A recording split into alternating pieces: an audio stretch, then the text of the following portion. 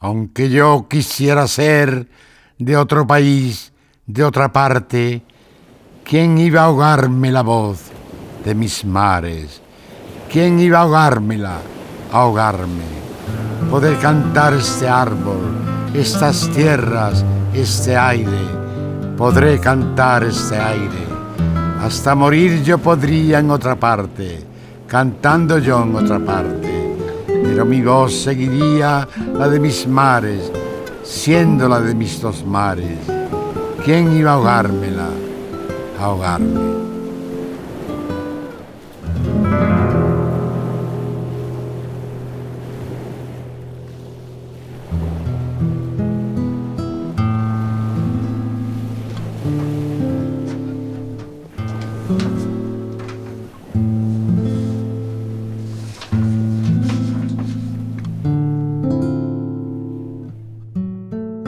Rafael Alberti apareció en mi vida a comienzos de la década del 70. Eran tiempos de agitación política, de bohemia, pero a su vez de ojos y oídos abiertos a los estímulos del arte.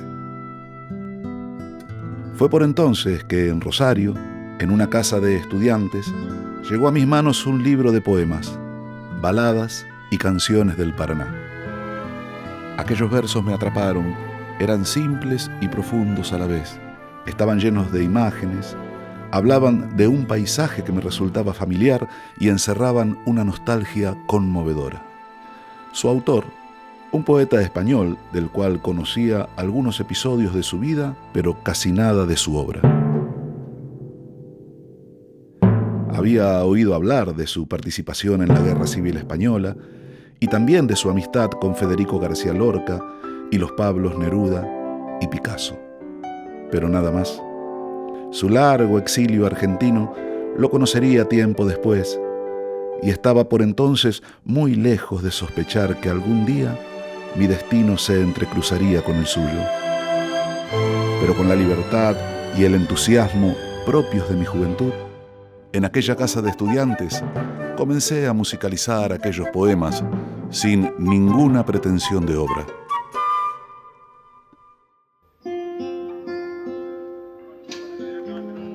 Hoy, como hace años, la palabra, el impulso vital y la imaginería de Rafael Alberti vuelven a convocarnos. Aquí si yo hubiera sido caballo, solo caballo junto al río. El punto de encuentro es un escenario que compartimos con el poeta en su último paso por la Argentina, cuando su verso se hizo canción y fue abrazado por el viento, el incansable viento que agita las aguas del Paraná, el viento que viene y va. El bañado está en aire, con aire los caballos, el río entra el cielo y todo el campo, y todo el campo, y todo el campo, y todo el campo,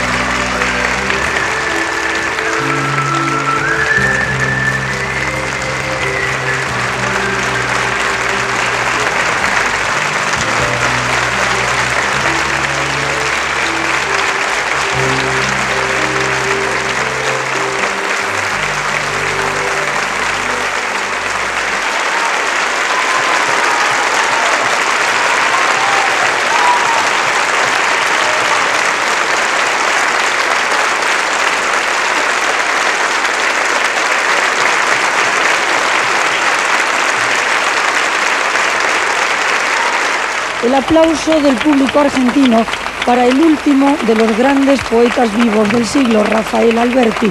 Con casi sus 90 años a cuestas, estuvo en Rosario, Córdoba y Buenos Aires. Yo ir a la Argentina para mí como cómo volver a mi casa. Argentina fue en el 39 el país que le acogió en su exilio. Fueron una hija y 20 de sus 25 libros en sus 24 años vividos aquí. Entonces con él su compañera María Teresa León. Ahora ha sido con su actual esposa María Asunción, con quien ha paseado feliz por los lugares del pasado. El argentino Enrique Llopis hace canción sus poemas.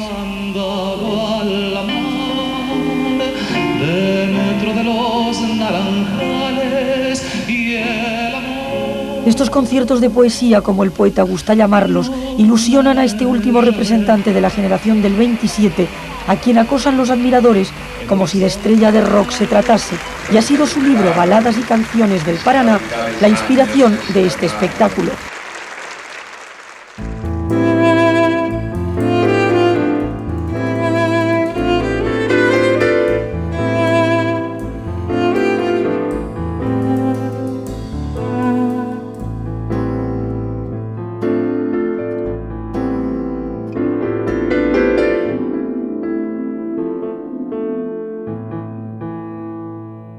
Cuando conocí a Rafael Alberti, sentí estar frente a una parte de la historia. El hombre con el que compartía los escenarios era uno de los mayores poetas de habla hispana, una leyenda del siglo XX, el amigo de Lorca, el hombre de la alianza antifascista que había participado en la Guerra Civil Española, el compañero de Neruda, de Picasso.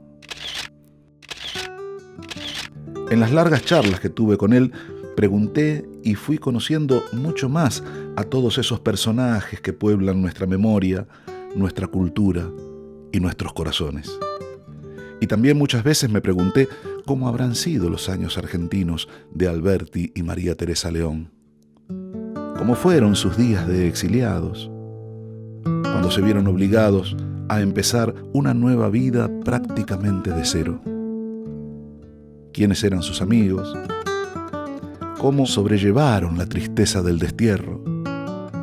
Tuve la gran oportunidad de escuchar muchas de estas experiencias a través de la voz del propio Alberti.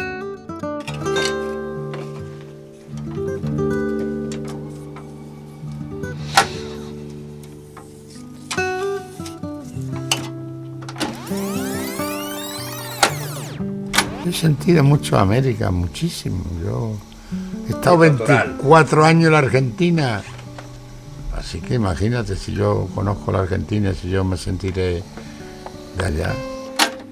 Aquí, a este puerto de Buenos Aires, llegaron el 2 de marzo de 1940 Rafael Alberti y María Teresa León. Los esperaban un grupo de amigos, entre quienes estaban Carmen de la Serna de Córdoba, María Carmen Portela, Raúl González Tuñón, Diego Muñoz, José Portogalo, Manuel Ángeles Ortiz, Arturo Mon, Juan Paredes y Cayetano Córdoba Iturburu. Esta primera fotografía que les tomaron al desembarcar da testimonio de aquellos nombres. Aquí comenzaron su exilio argentino que durará 24 años. Pero esta historia comienza mucho antes, del otro lado del Atlántico. El 18 de julio de 1936, un acontecimiento histórico hace que la vida del poeta tome un nuevo rumbo. Ese día marca el comienzo de un conflicto sangriento, la Guerra Civil Española. Por entonces, Alberti ya era un poeta reconocido. Con su primer libro, Marinero en Tierra, había ganado en 1924 el Premio Nacional de Literatura. Ese fue el espaldarazo que lo confirmó en el camino de las letras y que lo llevó a escribir tenazmente cada día de su larga vida. El jurado de aquel Premio Nacional estaba integrado por Antonio Machado, Ramón Menéndez Pidal, Carlos Arniches, José Moreno Villa y Gabriel Miró.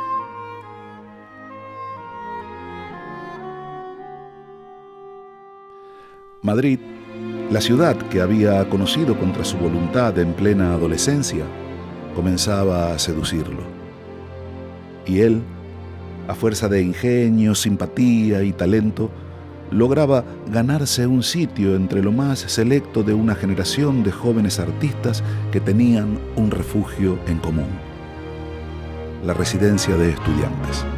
La residencia de estudiantes, como su nombre indica, es un lugar donde residían estudiantes de todas las regiones de España. Era uno de los centros culturales más importantes de la vida española y sobresaliente sobre todo por su gran espíritu liberal. Allí habían vivido anteriormente Antonio Machado, don Miguel de Unamuno, Juan Ramón, Menéndez Pidal, etc. Así como en su primera juventud el contacto con otros creadores fue un estímulo importante para Alberti, sería una mujer la que daría una nueva dimensión a su figura y lo empujaría a desarrollar un activo protagonismo social y político. María Teresa León, escritora, dramaturga, traductora y reconocida militante comunista, había nacido en Logroño en 1903. María Teresa estimuló en la vida del poeta una beta en relación a su compromiso político, que si bien ya se había manifestado anteriormente, tomará un cariz definitivo al compartir con ella creación, amor y militancia. Rafael Alberti, al igual que la mayor parte de los intelectuales españoles, adhirió fervorosamente a la causa republicana. A su lado, su esposa iba a ser una de las figuras destacadas en la defensa de la República Española. Un hecho concreto que refleja la preocupación de la pareja por la cultura es el protagonismo activo que les cabe en el rescate de las obras artísticas que por entonces atesoraba el Museo del Prado. Ese recinto, donde se encontraban las obras maestras de la pintura española, estaba seriamente amenazado por los bombardeos de la aviación nazi que se multiplicaban en Madrid, y era preciso tomar medidas para poner a salvo su invaluable capital cultural. Cuando el gobierno de la República ordena sacar las obras del museo y trasladarlas a Valencia, la responsabilidad será confiada a María Teresa León, quien junto a Alberti y otros intelectuales asumieron la responsabilidad delegada por el gobierno republicano. Alberti puso su pluma al servicio del pueblo y su voz encendida se elevó en las tribunas, denunciando la agresión fascista que terminaría sumiendo a España en una larga noche de atraso, represión y oscurantismo que dejó el saldo irreparable de cientos de miles de muertos, presos políticos y exiliados. Madrid, corazón de España, late con pulsos de fiebre. Si ayer la sangre le hervía, hoy con más calor le hierve. Ya nunca podrá dormirse, porque si Madrid se duerme, querrá despertarse un día y el alba no vendrá a verle. No olvides, Madrid, la guerra. Jamás olvides que enfrente los ojos del enemigo te echan miradas de muerte. Rondan por tu cielo halcones que precipitarse quieren sobre tus rojos tejados, tus calles, tu brava gente. Madrid, corazón de España, que es de tierra, dentro tienes y se le escarba un gran hoyo profundo, grande, imponente, como un barranco que aguarda. Solo en él cabe la muerte. El comienzo y el fin de la guerra traerán aparejado en el plano intelectual dos de las muertes más lloradas. El 19 de agosto de 1936, en Granada, es asesinado Federico García Lorca. El 22 de febrero de 1939, muere en Francia Antonio Machado. Y 3 años más tarde, la poesía llora a otro enorme poeta. En la cárcel de Alicante, el 28 de marzo de 1942, muere Miguel Hernández. Yo conocí a Federico García Lorca en la residencia de estudiantes de Madrid. Y lo conocí una tarde de otoño de 1924. Me lo presentó un pintor joven que acababa de hacer una exposición, Gregorio Prieto. Y allí llegó Federico en el año 1919 para estudiar filosofía y letras y también la carrera de Derecho, cosa que la llevó muy lentamente en su vida porque no le interesaba gran cosa, pero en fin, al final parece ser que la terminó. Cuando la suerte de los republicanos estuvo echada, la pareja debió refugiarse en Francia para salvar sus vidas. En su exilio parisino, ayudados por Pablo Picasso, comienzan a trabajar en Radio Francia. Allí el poeta escribirá unos versos que con el tiempo se convertirán en uno de sus poemas más conocidos. Se equivocó la paloma. Estos versos, musicalizados en la Argentina por Carlos Guastavino, se convirtieron en una canción que sería cantada en todo el mundo. Se equivocó la paloma, se equivocaba. Por ir al norte fue al sur, creyó que el trigo era agua, se equivocaba. Creyó que el mar era el cielo, que la noche, la mañana se equivocaba.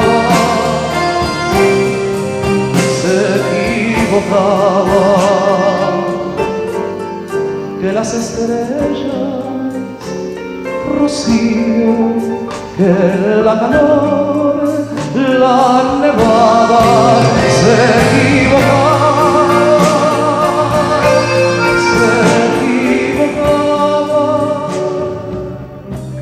que tu falda, tu blusa,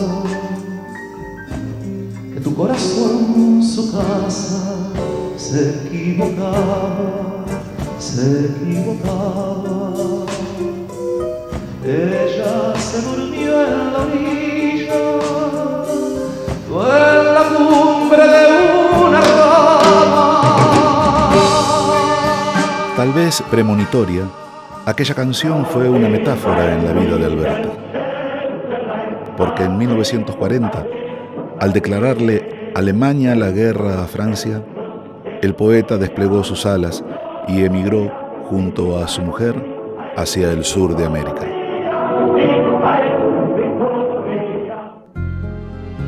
El destino de la pareja en principio iba a ser Chile, donde gracias a Neruda ambos habían conseguido asilo político. Pero los consejos de sus amigos y la intervención de Gonzalo Losada, el generoso editor español, los haría cambiar de planes. La Argentina será su hogar durante 24 años. No tengo juicio claro sobre Buenos Aires. ¿Cómo tenerlo si no es ahogada por una ternura inmensa? Hoy todo lo que recuerdo me estremece y agita. Horas radiantes, angustias, amistades claras e ininterrumpidas, la felicidad, el temor que llama a la puerta y todo lo no olvidable, porque son los años centrales de mi vida. Alabada seas, ciudad hermosa de América, por habernos resucitado. América, una promesa de vida nueva, fue nido, fue patria y sería también testigo de una obra singular, la única que un poeta de la generación del 27 dedicó íntegramente a un paisaje americano, baladas y canciones del Paraná.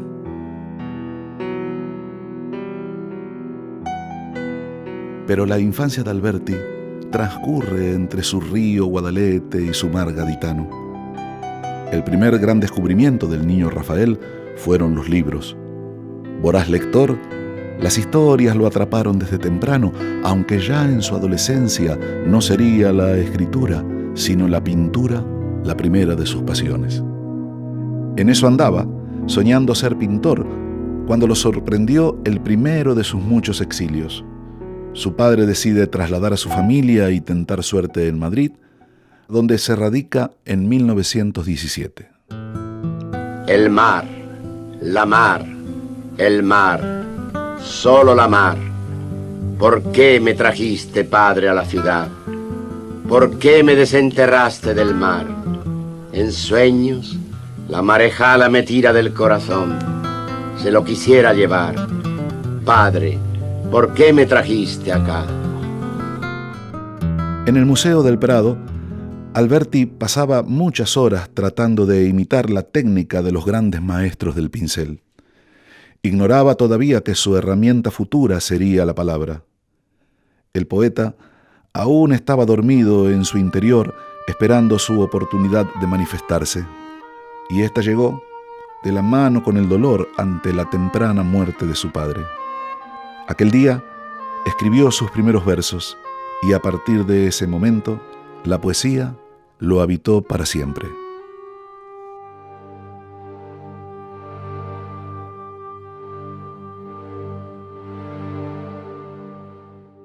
El 2 de marzo de 1940, Rafael Alberti y María Teresa León llegaron al puerto de Buenos Aires.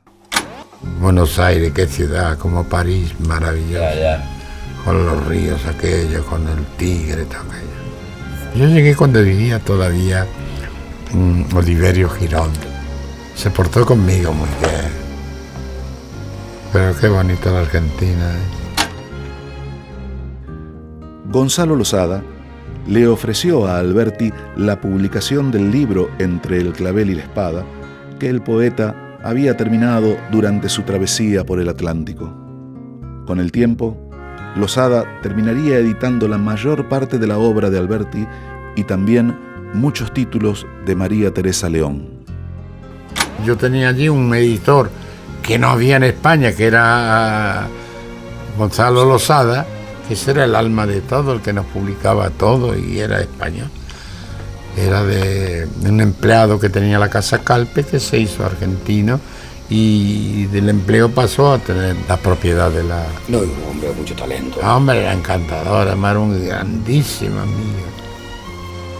Yo publiqué allí no sé cuántos libros, lo menos 15 o 20, todos, hasta los poemas escénicos, todos los publiqué allá.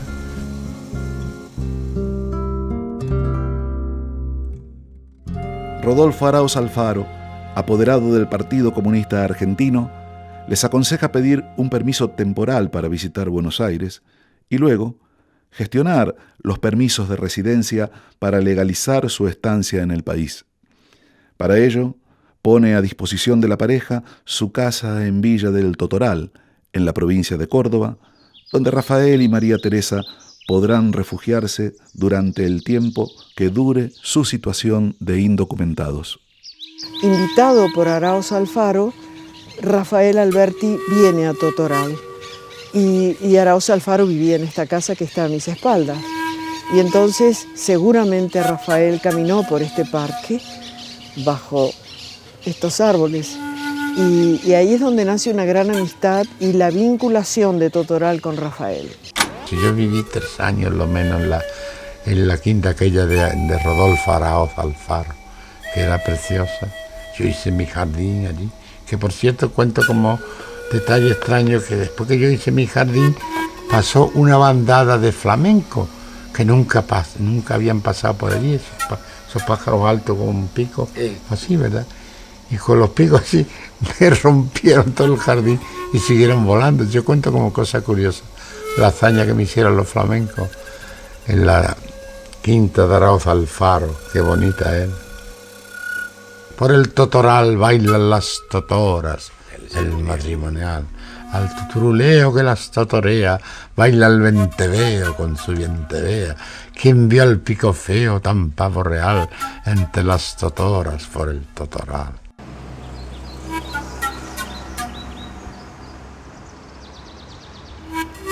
En Villa del Totoral, el sereno pueblo del norte cordobés, con sus casas antiguas en calles de tierra, Alberti completa su obra Entre el clavel y la espada, escribe el libro de los álamos y los sauces que dedicará a Antonio Machado y culmina su pieza teatral El trébol florido, que había comenzado a elaborar en Ibiza cuando junto a María Teresa los sorprende en la isla el comienzo de la Guerra Civil. Yo viví en la avenida que yo puse con un puñal en el árbol, puse Avenida de Antonio Machado, Y en aquella avenida venía a jugar, que era un chico todavía, el Che Guevara. El Che Guevara. Che Guevara venía con 10 años allí a jugar con unos chicos españoles que se llamaban Rusiñol. En Totoral conocen a Deodoro Roca, el líder de la reforma universitaria de 1918, quien será el responsable de organizar y presentar la primera conferencia de Alberti en la Argentina. La misma tuvo lugar en el Teatro Rivera Indarte de la ciudad de Córdoba el 4 de junio de 1940 y se tituló Federico García Lorca, poeta y amigo. Acá había una especie de comité por la libertad de los pueblos, presidido por Deodoro, entre otros amigos que tenían el mismo pensamiento. Debajo de la casa de Deodoro, en pleno centro de la ciudad de Córdoba, había un sótano que Deodoro había arreglado como para estudio de su propia profesión y biblioteca y sala de estar, y era tradición en Córdoba las reuniones que se hacían en ese sótano de intelectuales y políticos de la época. Ahí va a parar Rafael Alberti.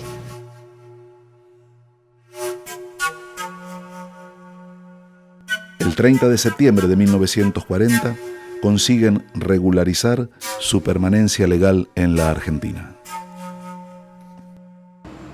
El Partido Comunista, que por entonces poseía una infraestructura de vastos alcances, junto al rigor organizativo que siempre lo ha caracterizado, les brindó una importante cobertura en sus diferentes órganos de difusión, participación en eventos culturales y viajes a distintos países, entre otros apoyos concretos.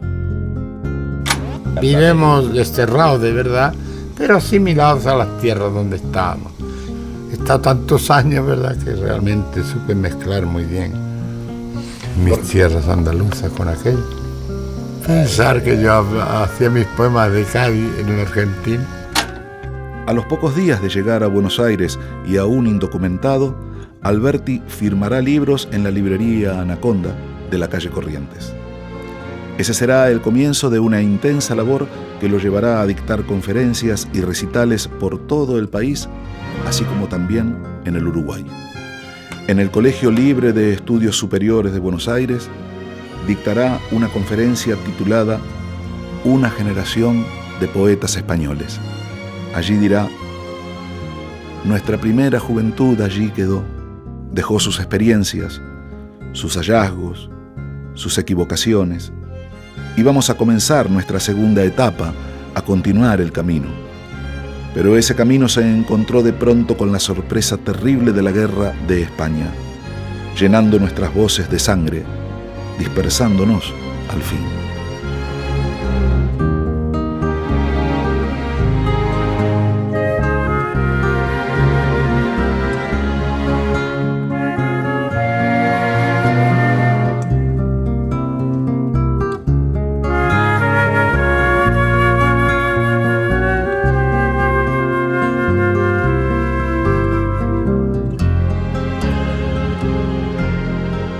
El 17 de octubre de 1940, Rafael y María Teresa llegaron por primera vez al Uruguay, país que desde el primer momento también fue solidario y generoso con ellos.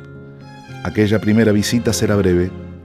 El acto al que acuden está organizado por la Universidad de Montevideo y permanecerán en la capital uruguaya apenas un día y medio, ya que al día siguiente regresarán a Buenos Aires para realizar un viaje que comenzará en la ciudad de Rosario, donde hablaron en la Escuela Normal de Maestros número 2, en un acto organizado por la Asociación Ana María Benito, y continuará por las ciudades de Santa Fe, Santiago del Estero, Tucumán y La Rioja. Cuando regresaron a Villa del Totoral, comenzaron a ponerse al día con la correspondencia que mantenían como un ejercicio permanente con su extenso círculo de amistades, y especialmente en aquel periodo, con sus nuevos amigos uruguayos. Concluida su gira por el norte argentino, María Teresa le anuncia que será padre.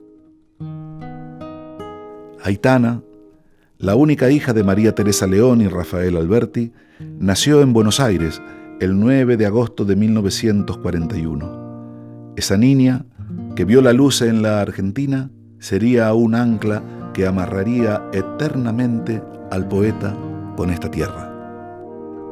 He estado 24 años en la Argentina y tengo una niña argentina.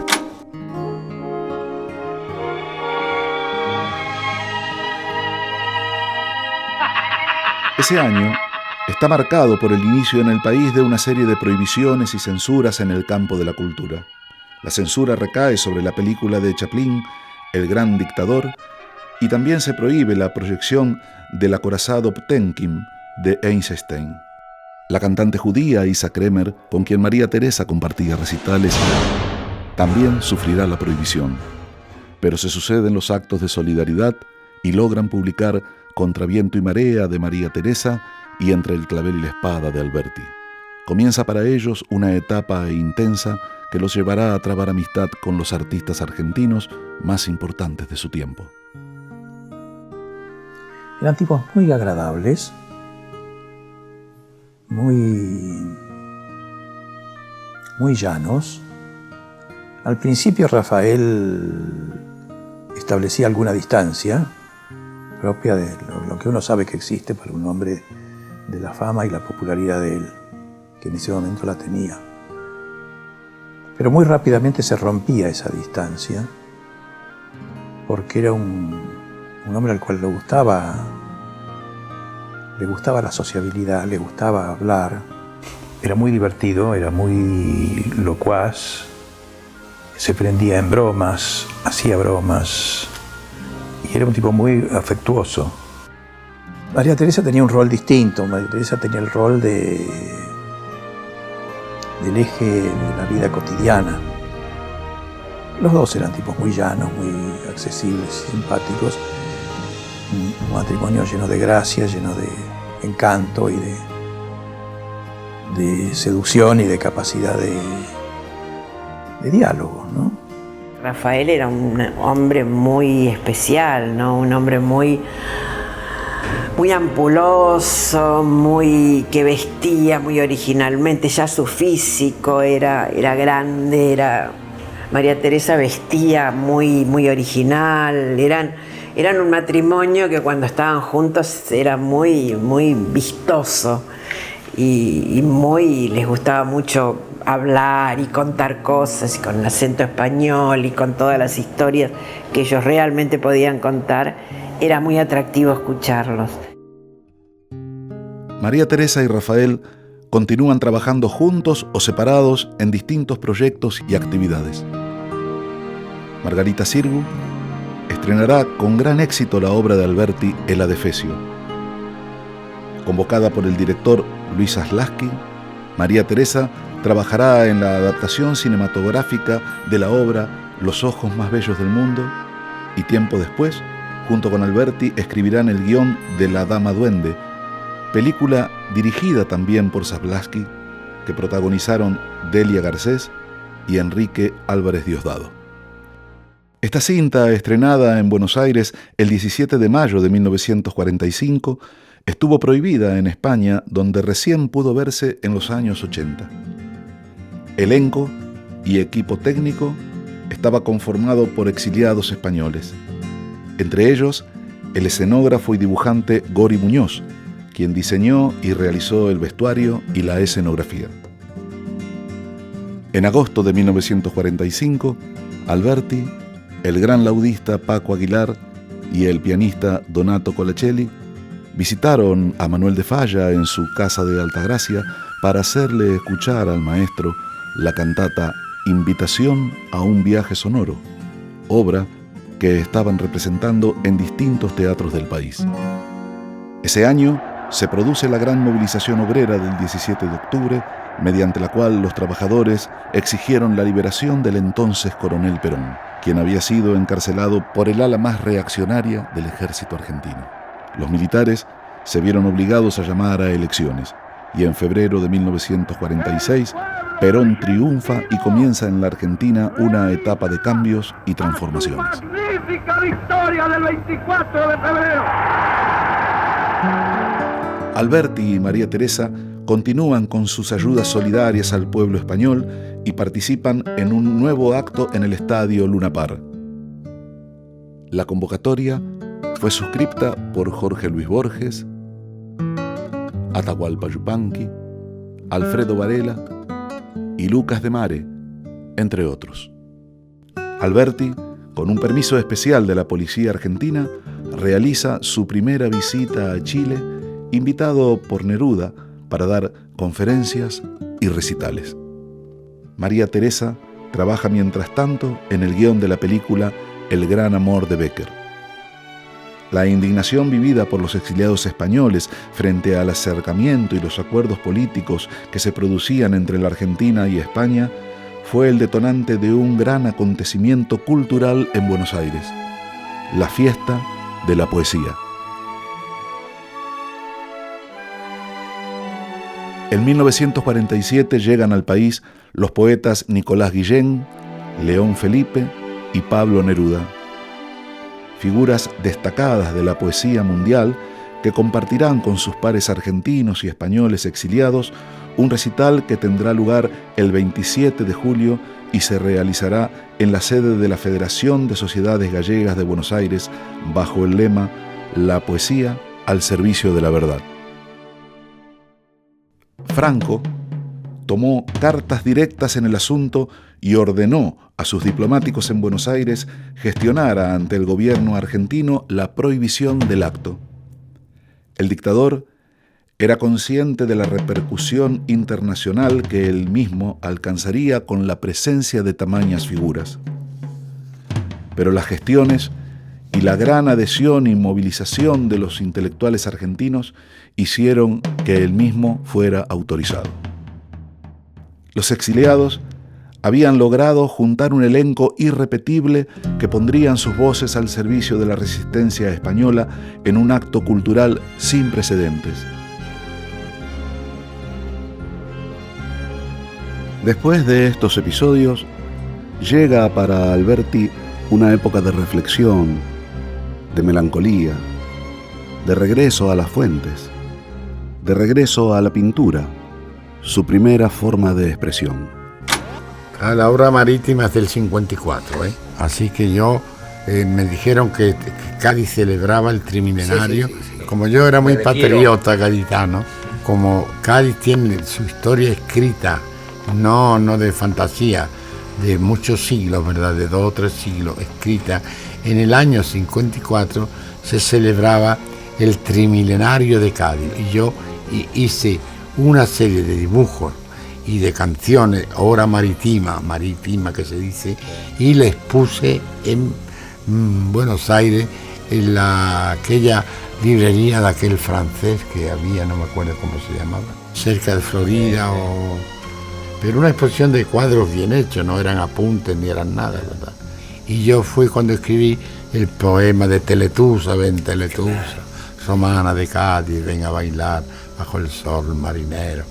Todo eso, hice un homenaje a Cádiz que se llama Hora, que se dice no marítima, sino Hora marítima. En aquellos años de melancolía y regreso a las fuentes, Alberti encuentra un refugio vital en las barrancas del Paraná. La casa que habitaron estaba en las afueras del pueblo, hasta allí no llegaba la luz eléctrica y como en todo pueblo existían historias curiosas, pocos comentadas algunas, y otras que casi ni se mencionaban. San Pedro guarda mucha similitud con las de los pueblitos españoles, con callecitas angostas en aquel entonces, que se mantuvieron en el tiempo, que los españoles le dieron el sistema de damero, pero que no funcionó como ellos querían, y imitaron lo que era España. Por eso que cuando Alberti llegó, es muy probable que le haya gustado eso y los paisajes del Paraná. En aquellas barrancas sanpedranas se encontraba la casa de Francisco Muñoz Aspiri, anfitrión de los Alberti y reconocido periodista, guionista de radio y dramaturgo.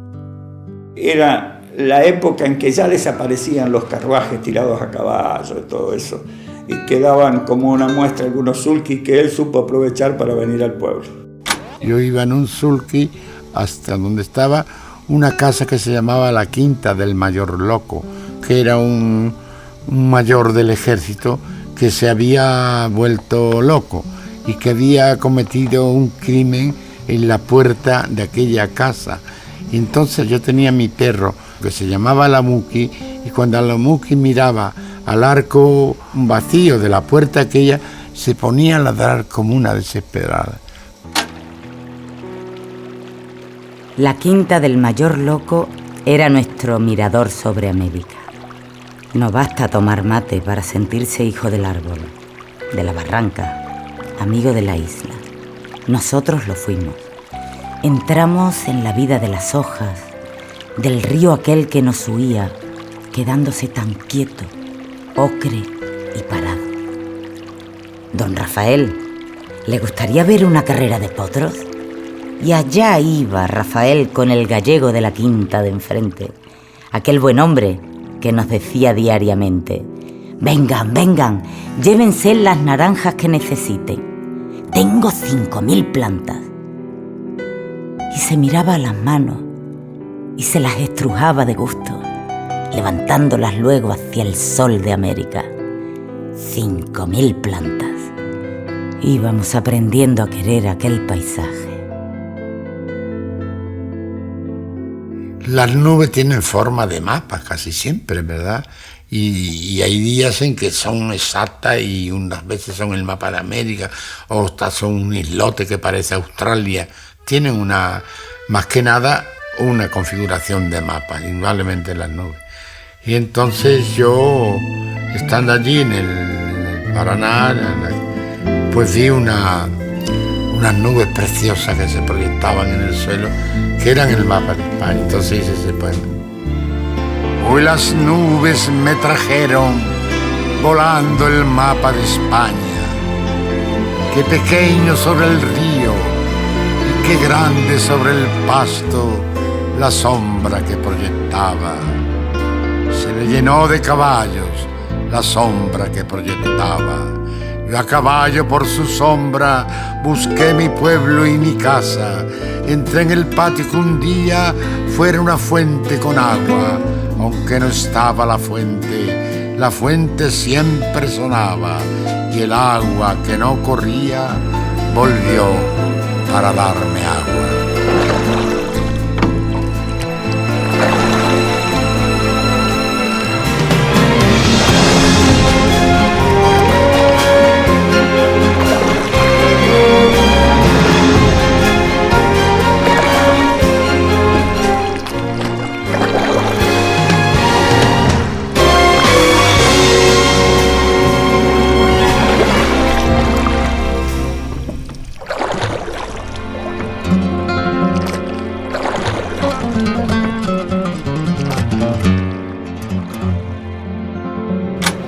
Rafael, ¿por qué no nos recuerdas cómo fue esto del andaluz del otro lado del río? ¿Cómo lo viste por primera vez? Bueno, esto es que yo estaba en las barrancas del Paraná y yo veía siempre a una persona que yo pregunté a unos gauchos que había allí, unos gauchos que eran irlandeses además, argentinos pero de origen irlandés, y le pregunté: ¿ustedes saben quién será aquella persona que vive del otro lado del río y que cuando llueve y cuando se desmanda el río, él toma un caballo que tiene y desaparece no sé dónde? Porque detrás yo sé que ese río es enorme cuando se desboca, ¿verdad? Dice: pues no sabemos, solo sabemos que debe ser un andaluz de una guerra que hubo en España, ¿verdad? Y puede ser que ese sea un desertor de un barco español que anduvo por acá y se ha quedado ahí y no se atreve a aparecer en ninguna parte por temor a que lo cojan preso. Perdido está el andaluz del otro lado del río. Río, tú que lo conoces, ¿quién es y por qué se vino? Vería los olivares cerca tal vez de otro río. Río, tú que lo conoces, que hace siempre junto al río. Vería el odio, la guerra, cerca tal vez de otro río. Río, tú que lo conoces, que hace solo junto al río.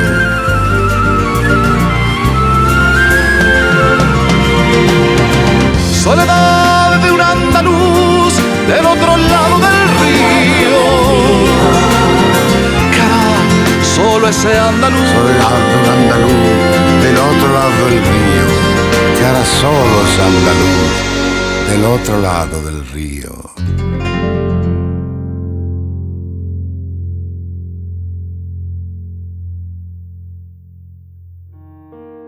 Rafael y María Teresa entablarán amistades profundas con familias que los ayudaron a sobrellevar sus años argentinos.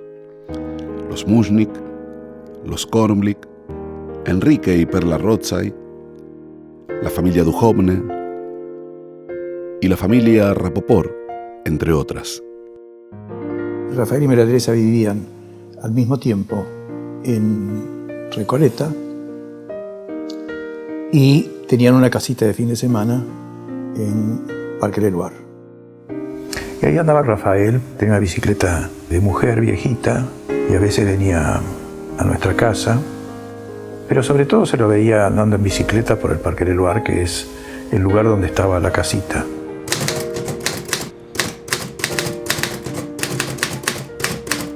Era una casa muy sencilla, muy linda, muy agradable, rodeado de muchos árboles, y allí pasaba Rafael fines de semana largos, que a veces se quedaba una semana, escribía allí, escribía bastante.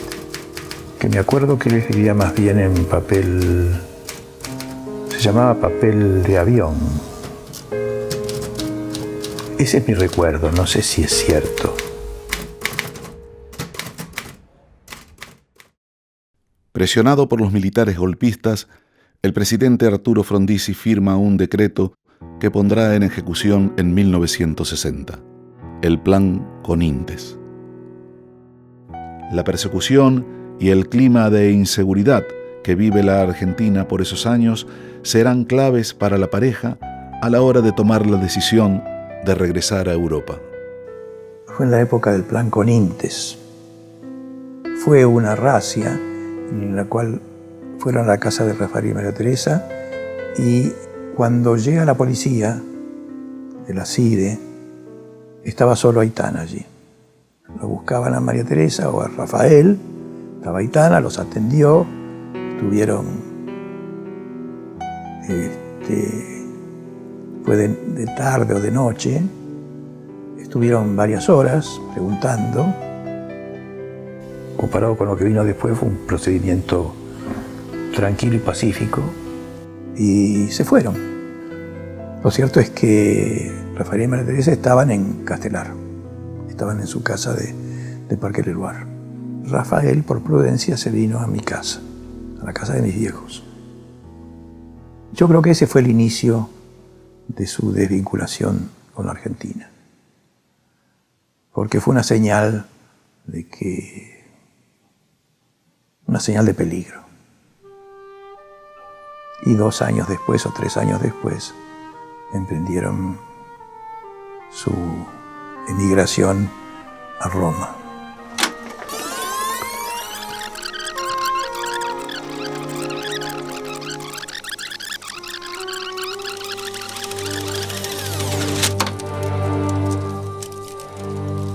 Cuando María Teresa León y Rafael Alberti partieron hacia Europa, las pertenencias que se llevaron eran escasas ante la magnitud de todo lo que nos dejaron.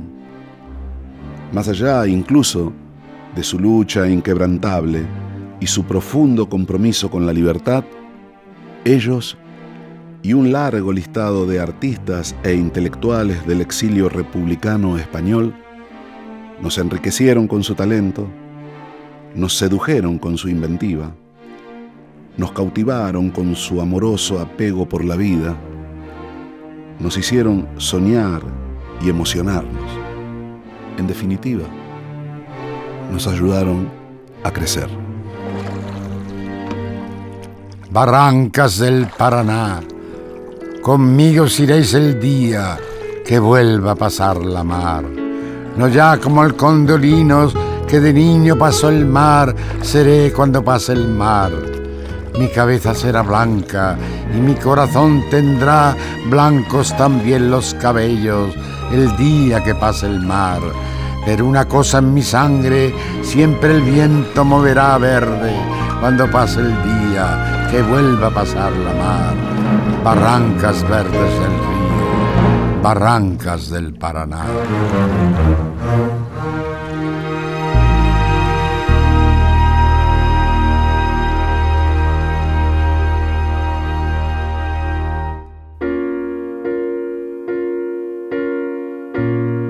Os llevaré retratados en mis ojos,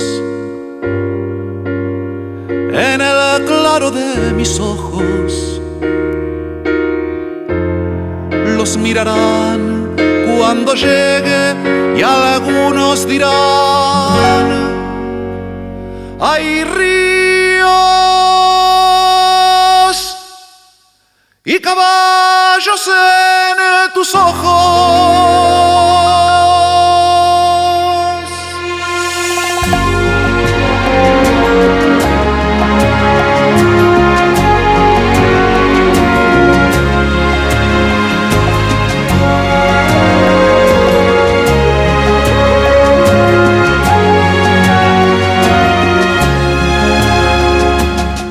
El alma de otros paisajes se me ha quedado dormida en los ojos. ¿No oís que lejanas aguas y que perdidos caballos pasan lentos por mis ojos, por el claro de mis ojos?